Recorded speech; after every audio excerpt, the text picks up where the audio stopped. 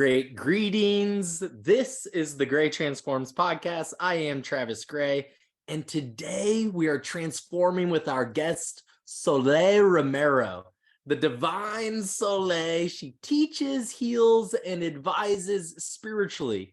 Soleil has a YouTube channel, With Love Soleil, and I am excited for this conversation because Soleil and I have been connecting via the great, beautiful ocean of spiritual Twitter.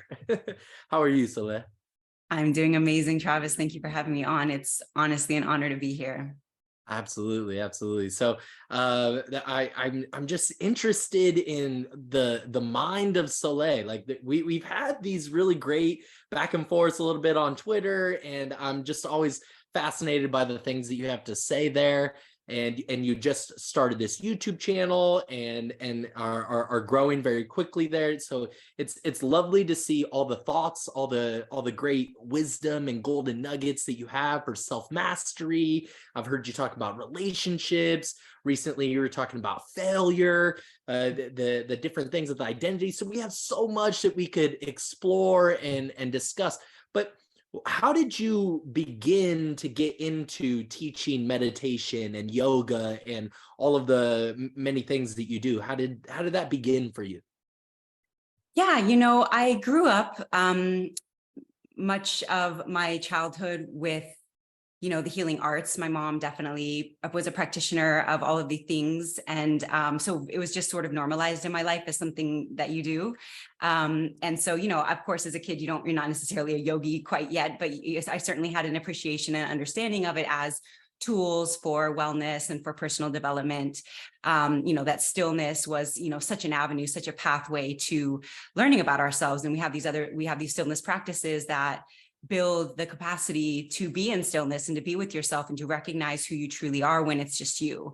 So that was built in at a very, young age. And then as I kind of went through my life, I was orienting myself in the direction of psychology, actually. Got a BA in psychology at University of North Carolina. Graduated, I was working as a counselor in a recovery center. And while I was there, had a weekend trip that that supports my awakening, so to speak. I consider that weekend kind of like my awakening. That was 2012. And I came back just on a mission. My awakening was more of like, I really took on my spiritual mission. And it was like that was what woke up, was my understanding of what I was here to do. And so, on a fundamental level, it was just like, ultimately help people heal. And as a counselor at the time, I still sort of felt like I wasn't reaching the levels of healing that I knew of, because I had this background of like going through the depths of stillness and the depths of yourself. So I kind of withdrew from the world of psychology at that time to explore for myself personally. What am I even saying here? What am I even talking about? What does this mean? So I got deep into my meditation practice, my yoga practice at that time. And that's what really, finding it again and for myself is really what helped me realize it as such invaluable tool for revealing and reclaiming who we really are. Going through, they say the practice of yoga is the journey of the self through the self to the self. I would argue that meditation is very much the same. So, finding the tools for myself, help using them as crutches to really become who I know myself to be. And then it was almost like, my service was then to turn around and give that back to the world. So at that point, and actually kind of ironically, I was actually leading guided meditations in the recovery center and not even really realizing that was the path my life would take. So, after I had some time, I was house sitting, traveling, just very much doing my inner work for about 3 or 4 years. And then from there, kind of placed some roots and started, as a Reiki healer. I was a Reiki master at that point. I was teaching yoga and teaching meditation. So everything kind of was like, I had to go through it and find it and figure it out for myself. So I had the language and the context to describe it in a very real way and not just like being book smart about it. And so once I did that, it was so natural and seamless that I turned around and just used the gifts that I had gotten from these amazing tools to then give that back to the world and use it as a container to help people heal. Wow. What a beautiful upbringing to have these tools a part of your lives. So many people don't have these tools. I love how you focused on the stillness, the aspect of stillness. I think a lot of times people can focus in meditation or otherwise in spiritual practice on silence and Mm, the lack of sound, but sound is emotion, sound is a movement. And I just there's something resonant for me about this focus on the stillness of the mm, practice of mm. meditation. I'm really fascinated that you had this weekend of awakening. I work for the Spiritual Emergence Network. This is a suicide hotline for spiritual emergency.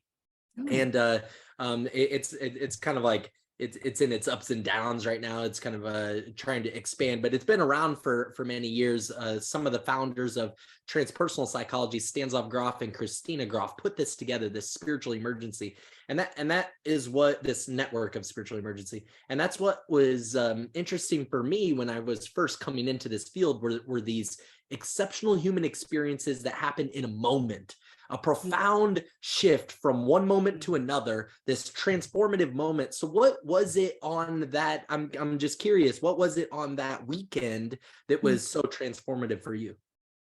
Yeah, I want to continue with that conversation because you gave me an intro to what you called plateau experiences. So I want to like make sure we save that conversation for later because Yeah. so pivotal in the on the awakening path.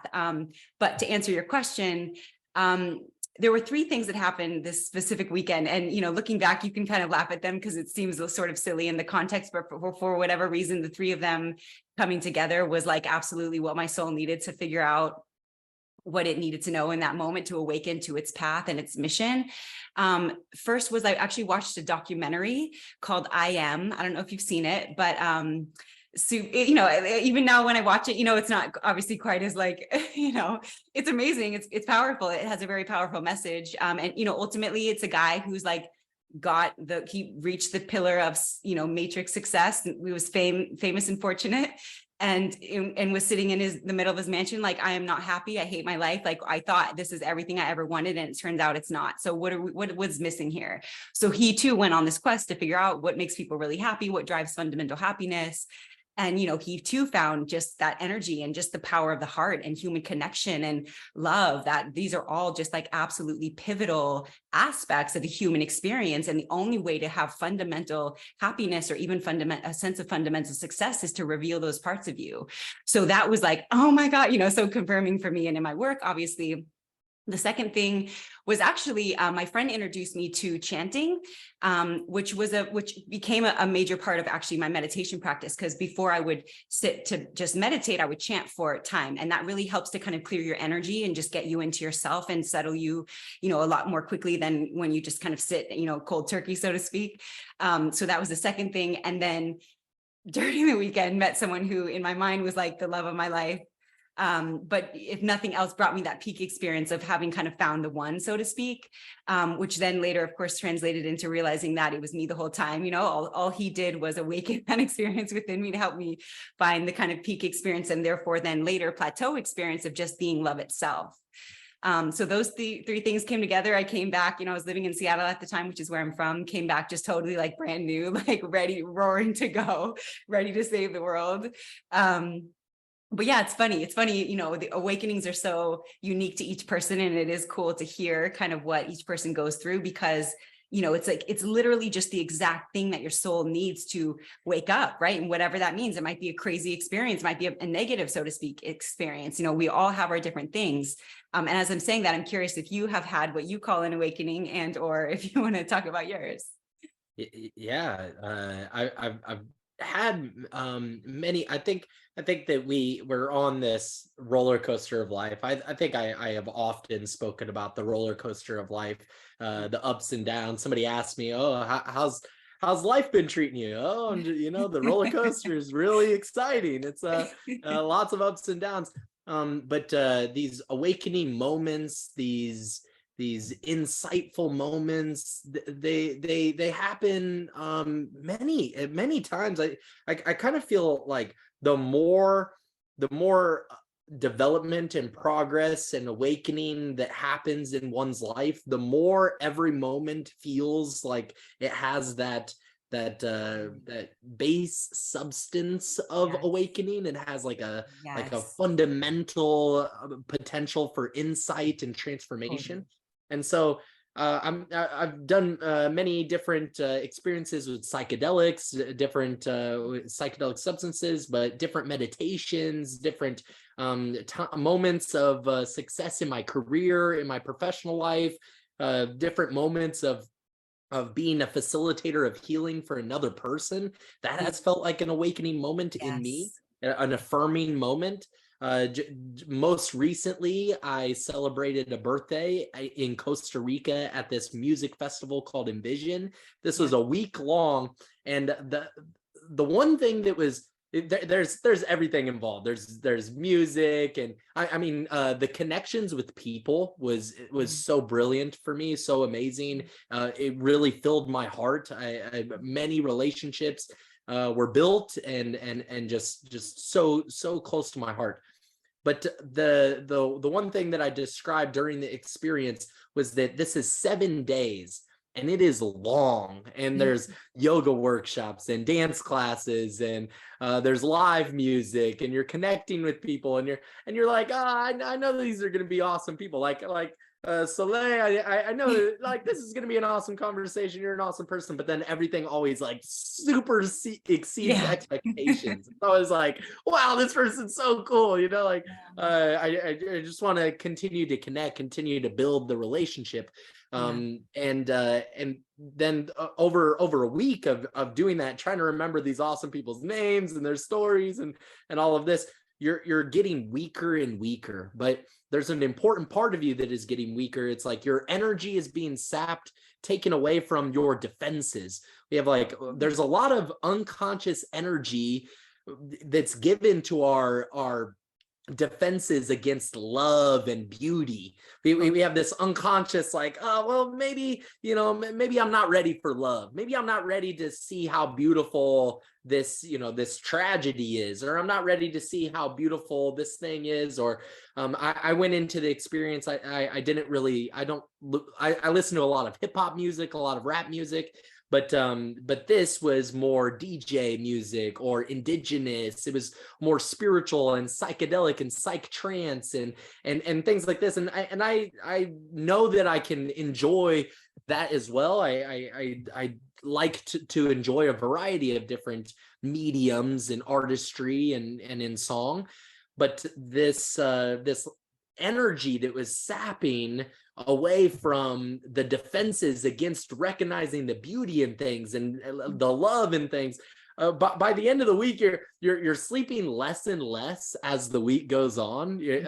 Like you have to wake up. There's these like howler monkeys in the jungle. There's these Wow. birds, these cicadas, these like bugs that are making this like crazy alarm sound at 5:30 every day. And then the workshops and the music is getting later at night. That like one of the headliners is at 5 a.m. when the sun is up. So you had to be up all night to do that. And like, so now your defenses are weak. And then love and beauty is just like pouring through you by the end. It was so filling. And so experiences like that one is just, that's so profound. How could one not be transformed from that? I really like that you asked that of me. Thank you so much. So you have grown up with this. How is it that experience in how is it that experience in that weekend was the awakening experience, and then you had already had this upbringing of things? Yeah, good question. I think that's why, my awakening was a little different, because it wasn't like I woke up to like being conscious and like realizing the depth of truth and divinity and walking the awakened path. I feel like I was already in many ways on it because of my mom and my life experiences.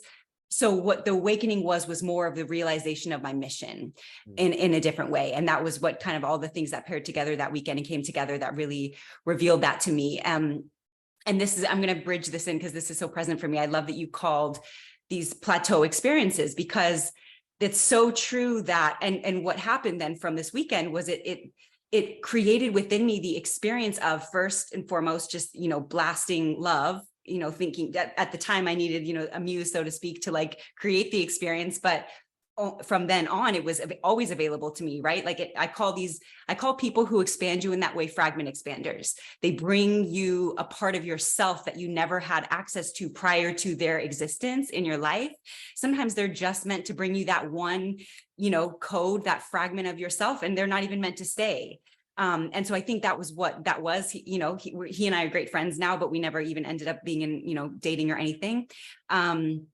So that, and then, the movie and then getting depth, having this kind of beautiful tool to even get deeper into the depths of myself. I think all of those things paired just woke me up to my mission. Because when I came back, I literally came back with this, like, I have to save the world, I have to change the world type of energy. In my mind, my sort of, my mind at the time literally went to Googling master's program in changing the world. Because to me, that was like, oh, that's how you do it, right? If you want to change the world, you get a master's in changing the world. So I unironically found a master's program for social change at Pepperdine University in LA.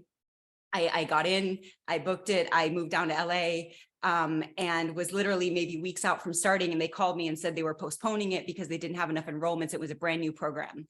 And so that's what then started me on the traveling, house sitting, working remotely inner journey. I never did the master's program. But of course it's like, and so this brings me back to the Plateau experience, is that you start to realize that there's like everything in your life is actually helping you create an awakened experience, that your whole life then becomes the awakening. Everything is a mirror. Everything is a tool for you to understand yourself better, for you to reclaim and reveal who you really are, for you to become more of yourself. And so it's like, you don't even need peak experiences anymore, because most of your life is just this synchronistic, divine pathway towards more of yourself. That doesn't always mean it's, joyful and fun, right? Because sometimes the pathway is treacherous, dark night of the soul, but it's still the pathway. And when you can see it as the pathway, it's less daunting, even when it's daunting. Throughout this process, I lost my mom, obviously a difficult part for me. The hardest hardship of all for me.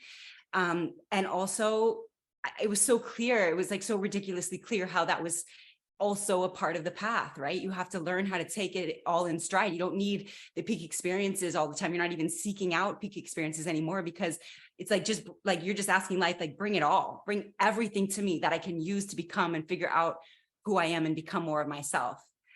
So I love that. You've really just given me that code.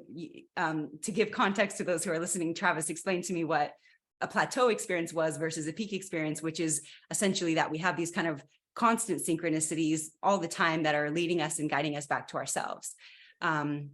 Yeah, I'll say a little bit more for the audience. Prior to this conversation, I let Soleil know about transpersonal psychology. As the viewers know, that this is the field that I'm in. This is the field that we work on. This is the focus, transpersonal psychology. Well, the field was developed by Abraham Maslow. Abraham Maslow, long story short, in the later end of his life, he was at the peak of his life. He had described being able to have a peak spiritual experience in his backyard, just being able to be by himself in his backyard. He felt like he had the spark with him all the time. He could just have a peak experience in any moment, which I think is really fascinating for him to have such a resolve in himself, such a belief in himself, that he could just have this peak experience and cultivate that in any moment. Well, at the end of his life, he began to have some heart problems. He had a heart attack, and after that heart attack, he wrote about a plateau experience. So he began to move a little bit away from the peak experience.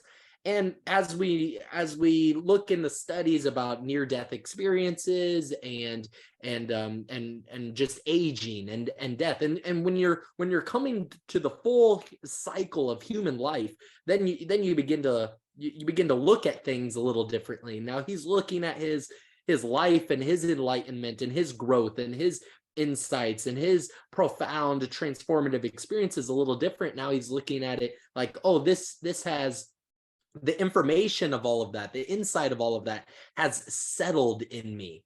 It's settled and I'm now on a plateau. I've peaked, and now that plateau is running. It is, and we're walking on it. We're walking in that plateau. We're walking it. We're thriving in it. Ideally, and that is something of your self-actualization, is a term that Abraham Maslow coined. And so your self-actualization, but then your self-mastery. I know, Soleil, you focus on self-mastery. And so when you are in that self-mastery, when it's not like a, you can describe this a little bit for us. Like, the self-mastery is not like it's not like a I've arrived thing. It's like I am arriving, but then there also is a sort of like an arriving at a plateau. Like I did have a point in my life of receiving the accomplishments that I set out to accomplish, and now I'm on to other things. And this is all, very much weaving in parallel with just the full human cycle of life. I totally agree. And on both ends, that, you don't ever maybe, I mean, I don't think I've personally ever met anybody who's been self-mastered, that they're done. Like, they've arrived. Oh, we're all done. Maybe Jesus, maybe he figured something out. Maybe the Buddha's had it down. It's possible that these, higher dimensional humans that we have, that still play such heavy roles in how we relate to, God and a higher power. Maybe they did something right, obviously, but aside from that, I do think it's the whole life journey, right? It becomes your whole life journey.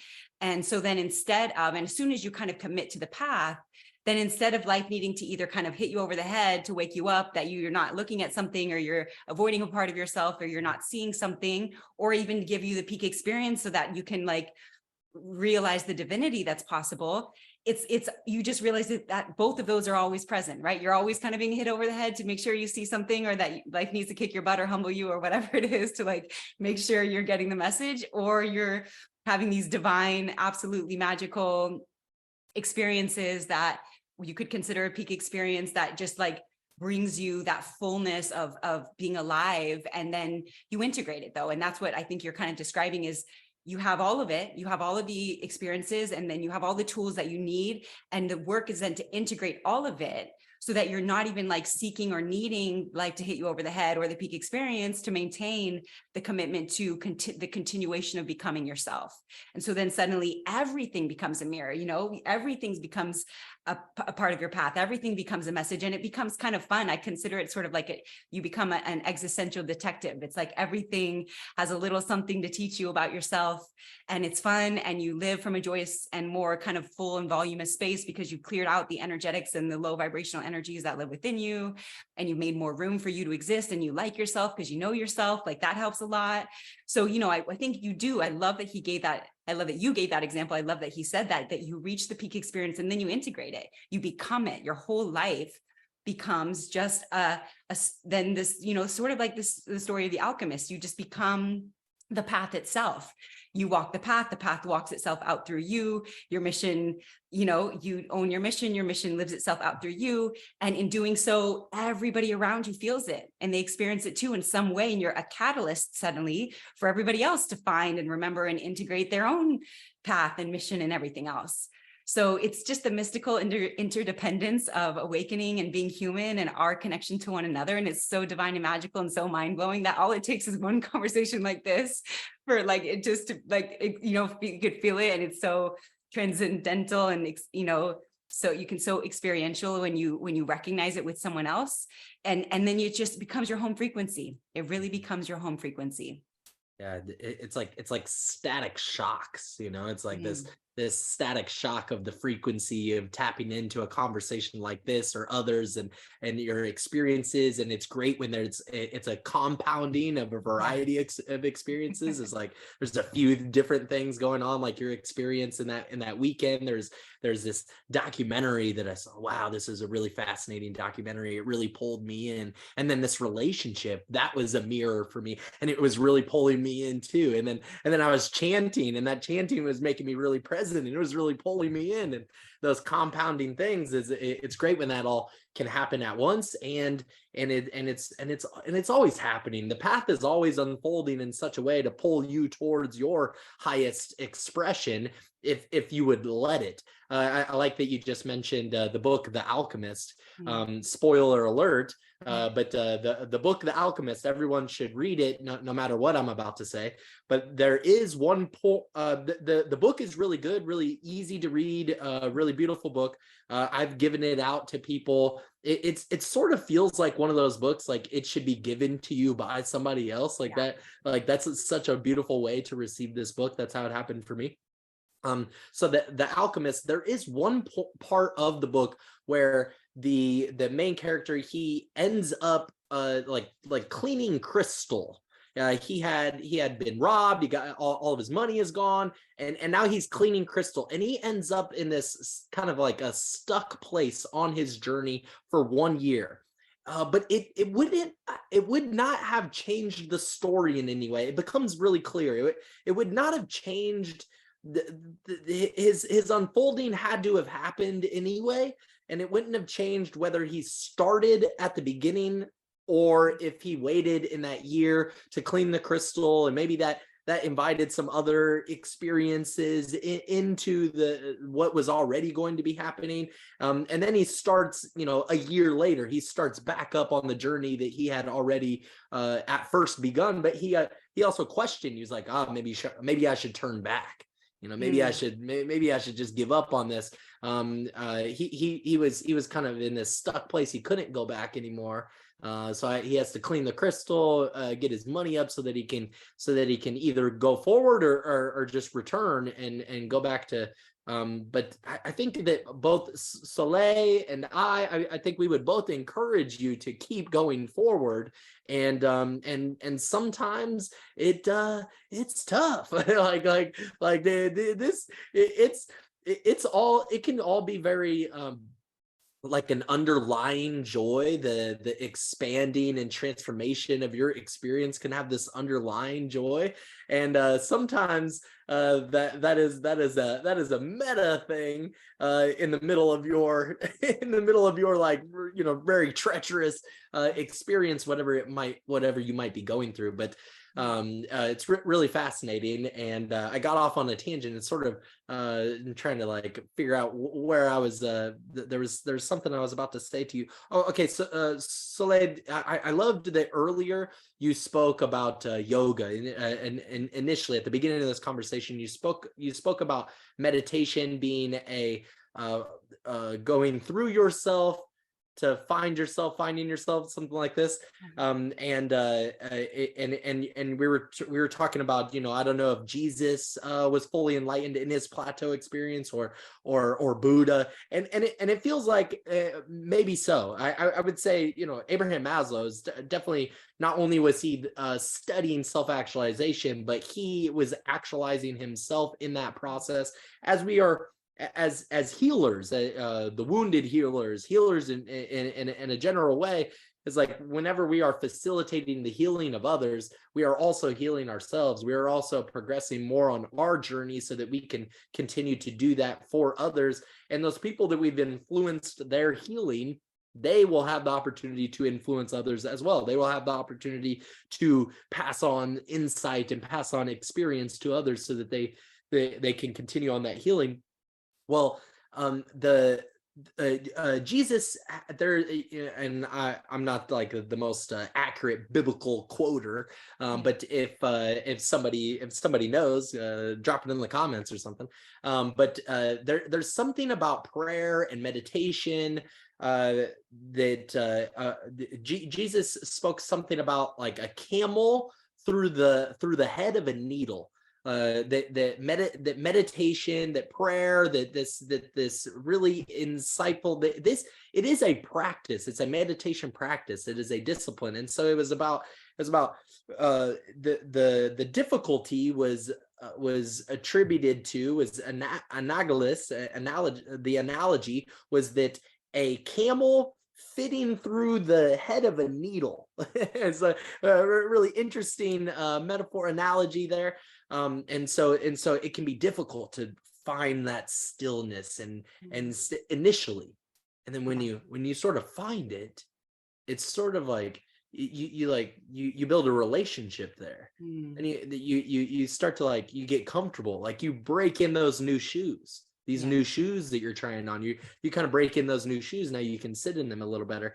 And these days, the world is expanding. So Soleil, the world is expanding. How do you believe, do you think it's more difficult to be a conscious person than it was 1,000 years ago? Ooh, good question. I would say that's one of my trepidations towards technology in general, is that it doesn't necessarily bring you closer to the present moment. In fact, I would argue that in many ways it takes you further away from the present moment. And, I think that to be a truly conscious person, you have to be available to the present moment, right? Because, the work is to come down from the storyline and the craziness of the mind, and to be able to just be here now. Like self-actualization is 0-point reality presence, right? Ultimately, it's the ability to be with yourself in your current experience as it shifts and changes outside of your control, to be in the full spectrum of your humanity. And of course, social media doesn't necessarily like encourage that, us in that direction. I like to believe that you can use it however you want. I feel like I have a very healthy relationship to social media. I honestly love my socials. I love them as tools for my work and for connecting with like-minded folks like you. And, there's a lot of goodness to it. But is it reaching us closer towards enlightenment as a collective? I don't know. I'm not sold on that, I suppose. Except that it's also making more available certain information, and it's kind of normalizing even people like you and I who have been on our path, and we can talk about it in a very real way, and we have our own channels and spaces where we do that, and so that's amazing, and other people hear that and they get inspired to do the same.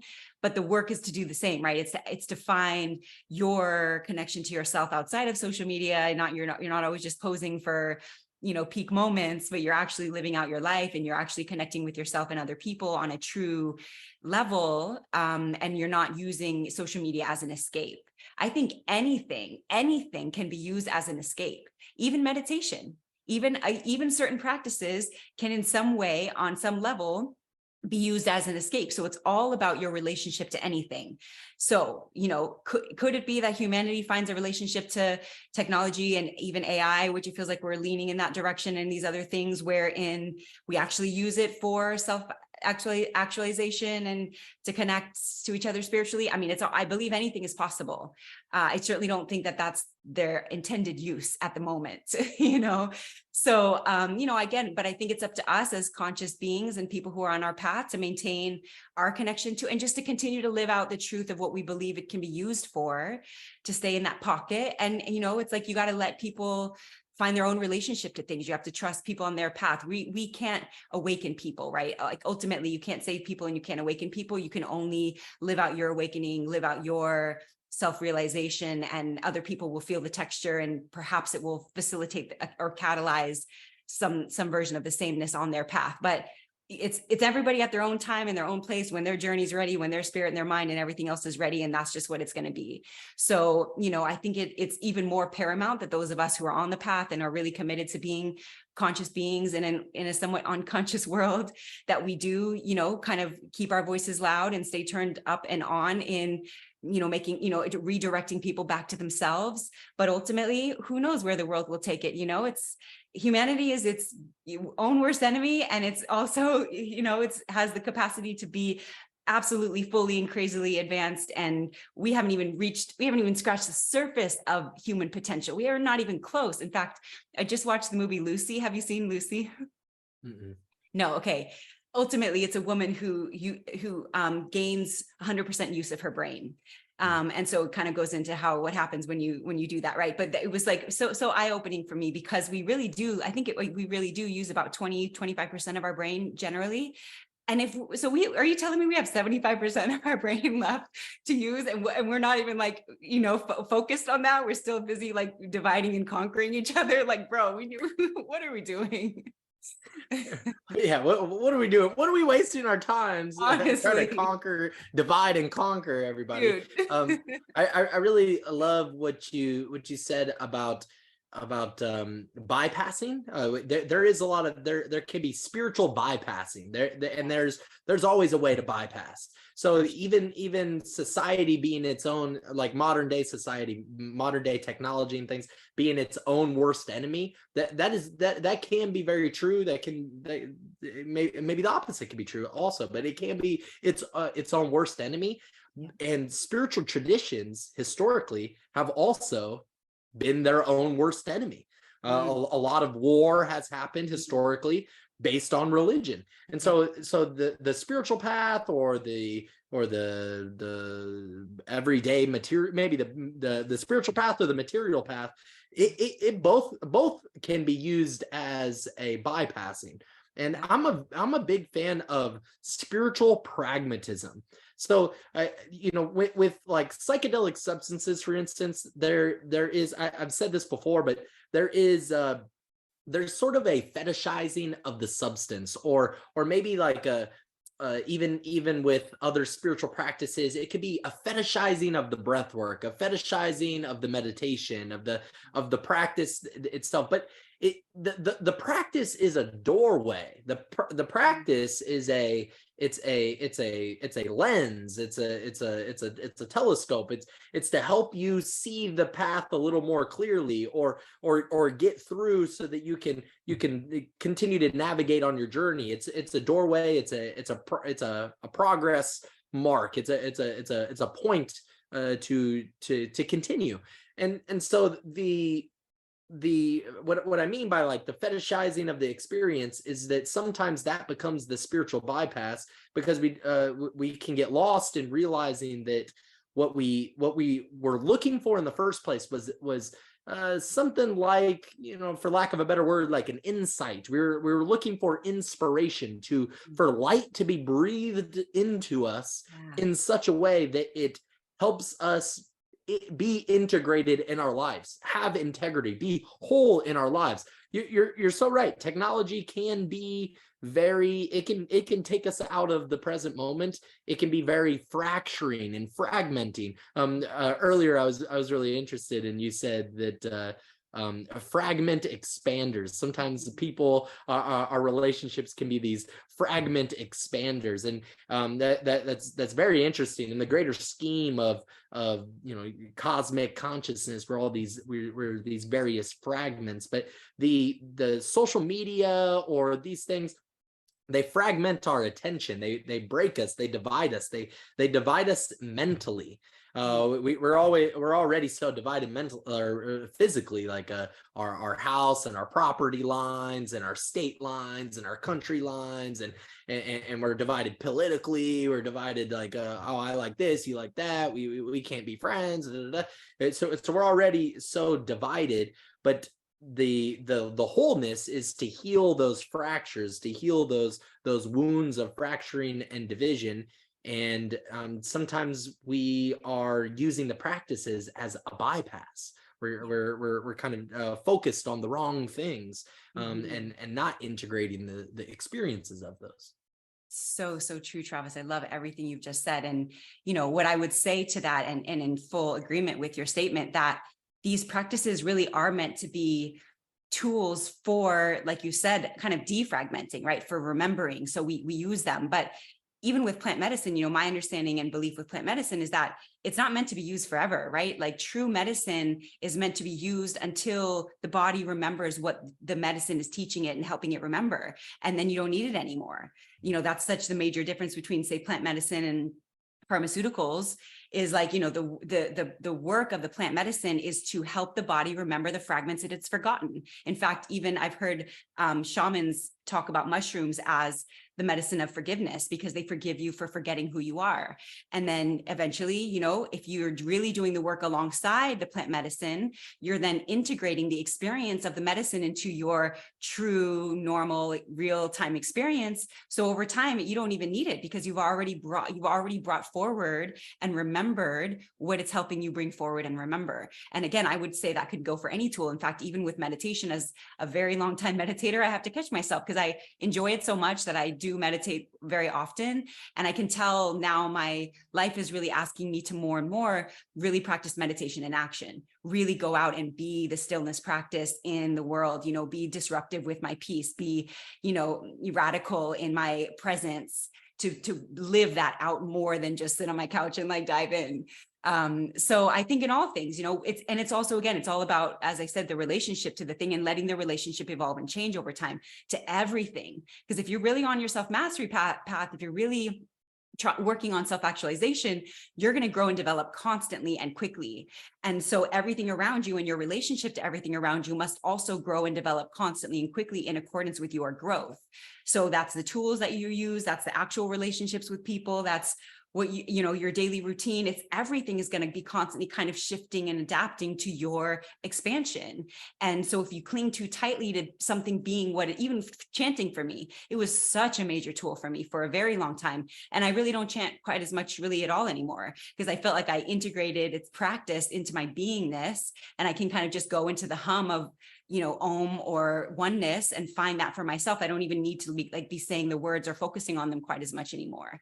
So it's letting everything and all of the tools that you find be just that, tools that grow and evolve with you as you grow and evolve, and your relationship to them shifts and changes as you shift and change until, ideally, to me, self-actualization is that you don't require anything outside of yourself to exist in the full spectrum of your humanity and exactly as you are in your full total life experience. So you don't need any of it, right? It's like suddenly you're a fully integrated human being.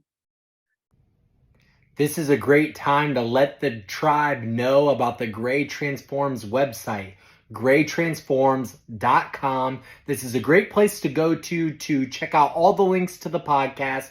It's a great place to support the podcast, to support the channel. You can get a Gray Transforms t-shirt with a transegoic gnosis symbol for transformation on the back. You can get a Gray Transforms bullet journal. This is a simple tool, but this is a tool for mastery. You can get stickers. You can get a Gray Transforms mug. So you can drink great tea in your Gray Transforms mug while you are taking notes in your Gray Transforms bullet journal, while you are listening to high-level transformative conversations on the Gray Transforms podcast. So comment, like, share, subscribe, follow, and together this tribe is moving humanity forward. Let's get back to this conversation. I love that. What you said about mushrooms and this the medicine does do its work, and there is a time where it has done its work, and Yes. and mushrooms being I forget exactly what you said, but it was so profound. It was like, what did you say about the Medicine of shamans? forgiveness. So they The forgive medicine of you for forgiveness. forgetting Yeah. who you are. Say that again. They forgive you for forgetting who you are. They forgive you for getting who you are. I love that, because I've had a lot of experience with mushrooms. I'm a fan of the substance. I'm a fan of the experience for people. I like the insights that are brought from the substance, but I understand that the medicine has a theme that is the same theme. It'll be the same theme again. You'll kind of get it again. It's the same one. Do you need this again? I've had the experience of the mushrooms, kind of the experience with them having asked me, so you're back again, I see, is this, do you need this again? Yeah. Or taking the substance and then maybe gaining the insight that you needed in the first 30 minutes with the substance. So now what are you going to do for the next 6 hours? For the next 6 hours, you're going to fucking lose your mind. For the next 6 hours, you're going to try to integrate the experience. And I guess that can be a part of it too. And then there's other reasons to explore, and are free to use the tools that you that you value, or that you resonate with, or that are calling you into your path. Free to use those tools, but they are tools for you to gain the experience of insight within them, and then this other piece of the conversation, we're modern day spiritual warriors, you know, and right. like in this modern day, we use our phones, we use technology. Soleil, you and I would not be having this conversation if it wasn't for Twitter. That's If totally it right. wasn't for Twitter and Instagram and like the internet and Zoom and iPhones and you know, like microphones, and having this opportunity, and then also to be able to share this conversation with others, it wouldn't be possible without this technology. So as the world expands, you know, earlier I asked you, you know, is it easier? Is it more difficult 1,000 years ago? Was 1,000 years ago more easier than it is today? And I would venture to say that yes, it was easier, because the enlightenment, the experience of arriving there and stuff, that is the same. There's a lot of traditional practice, a lot of traditional ways, Tao, to have you arrive in the plateau experience, have the insights of peak experiences. The plant medicines are age old. They've been used by shamanic cultures. They've been used indigenously for many millennia, you know, so for so long. So now our task is not only to be conscious, you know, human beings and aware and developed and developing and integrating, but it's also to make those insights practical in a way that serves humanity today. And so you do that within the ups and downs while you're swimming in the ocean of all the things that are happening. Yeah, that's so true. It is. And that's, I mean, that's the task of any modern day spiritual warrior, right? Is to adapt to the modern day structures and to figure out how to use them to our benefit. Because I think that you know, again, it's all about how you're using something. Anything can be used for the benefit of humanity, and anything can be used for the detriment of humanity. And I think the conscious person is the one who's actively using something for the benefit. I think the unconscious person, because I mean, do people really actively, it's hard for me to believe people actually genuinely mean bad and mean harm. And maybe that's just the goodness in me, like speaking, maybe they do, but to me, it's more unconsciousness that creates harm than like actual maliciousness. So that's why just waking up is that you won. That's the whole point. And once you've done that, then your whole life becomes an arrow in that direction of remembering who you are and helping other people remember who you are, instead of being an unconscious person who doesn't even have self-awareness to realize how you're affecting other people or the energy that you're bringing to your space, or what you're, you know, who you really are. You know, it's when you're unconscious of yourself and you live unconsciously, you just have no frame of reference of reality in a way, because you're living underneath it in your unconsciousness.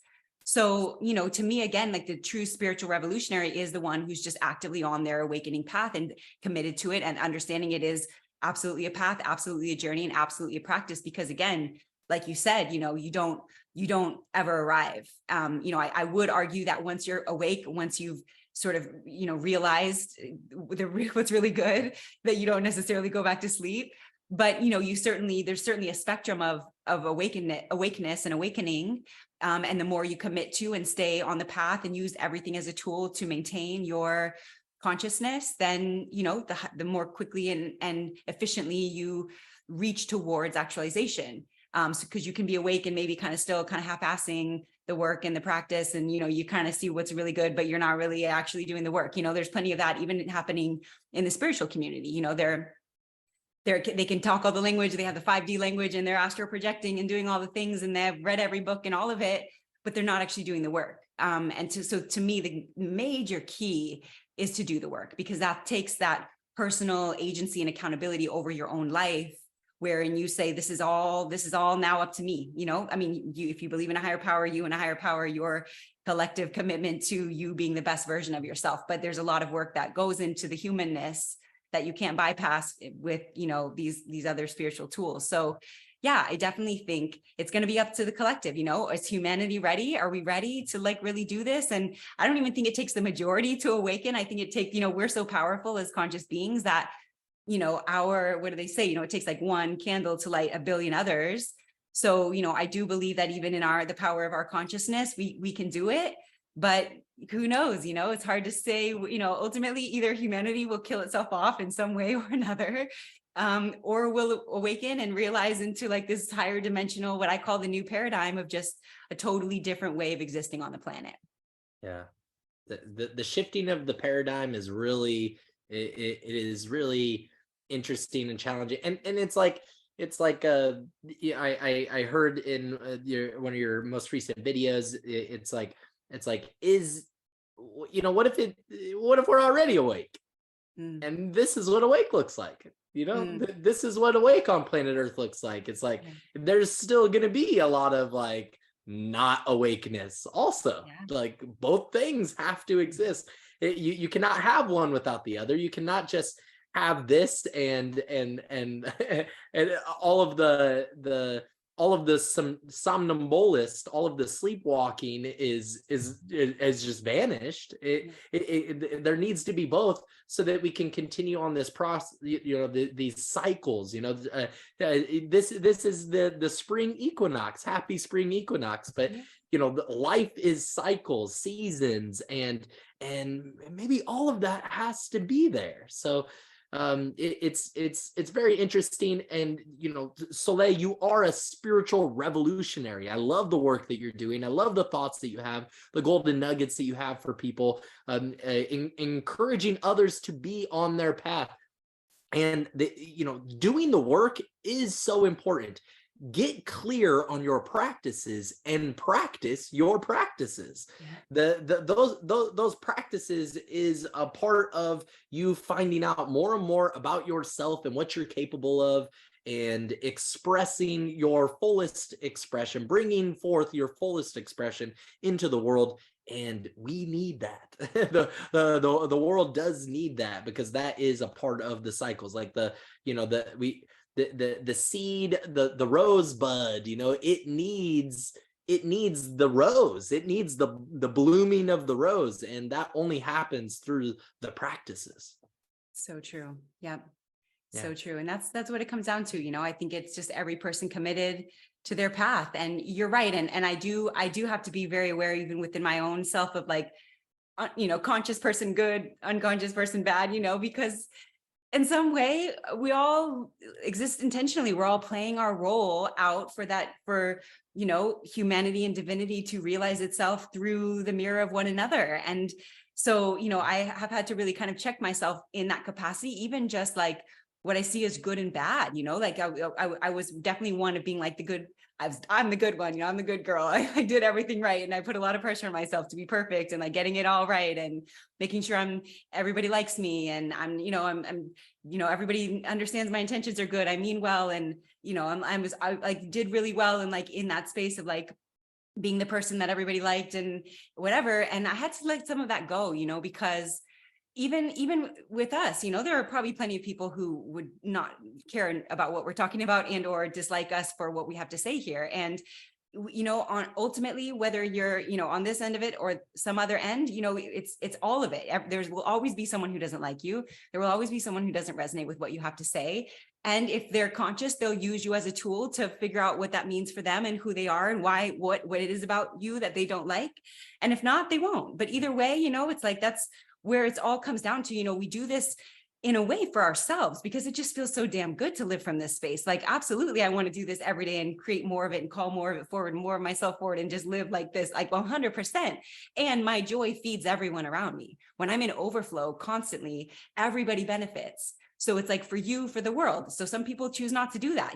Some people don't live from that space. They don't prioritize self-mastery. They're certainly not doing the work, and that's their path, and again, they're still just as valuable tools as anybody else, because we can see through them. Okay, so that's something maybe I don't want to do, as whatever it is, they're still a great mirror. So yeah, it's taking it all in stride. It's, being aware. I have to be very aware of like being righteous, because I value I understand the value of everyone. I understand everybody's role, even the public figures that I like struggle with or haven't liked in the past. I had to really sit down and like, what is it that why am I mad at this person, for playing their role?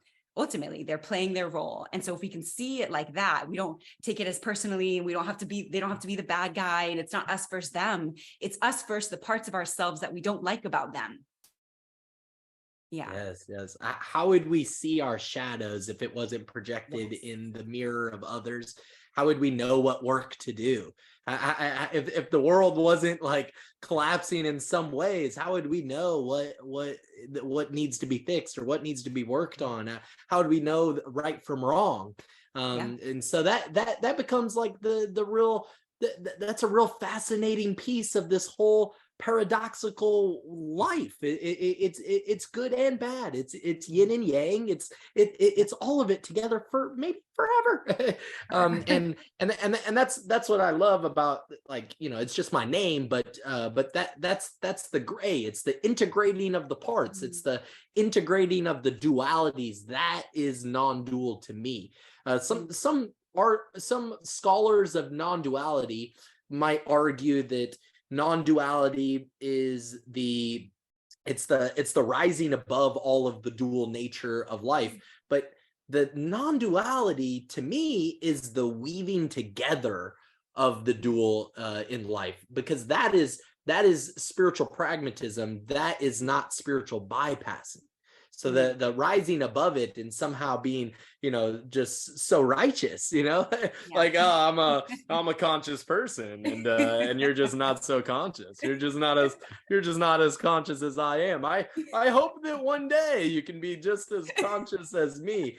They're really really awesome thing that I heard from Porgani. And I'm probably pronouncing his name wrong, but having reverence for all of the frequencies of life, having reverence for all the frequencies in others. And so, you know, even that person that is not, you know, quote unquote conscious or awake or whatever, even those people in your lives that are giving you trouble, giving you struggle, giving you resistance, that is to show you where your resistances are to the ability to love, the ability to integrate these many parts and shadows of ourselves. What other words of wisdom might you have, Soleil, about people's resistance to their own transformation? Somebody listening to this right now is stuck on their path.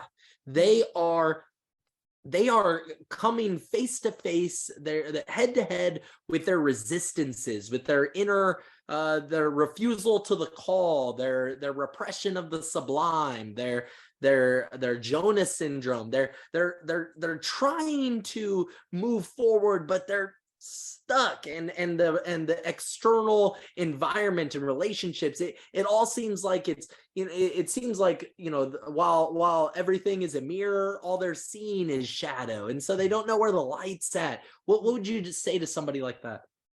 Yeah, I'd say a couple of things. I would say, first of all, the courageous person is the one who's willing to be with all of it.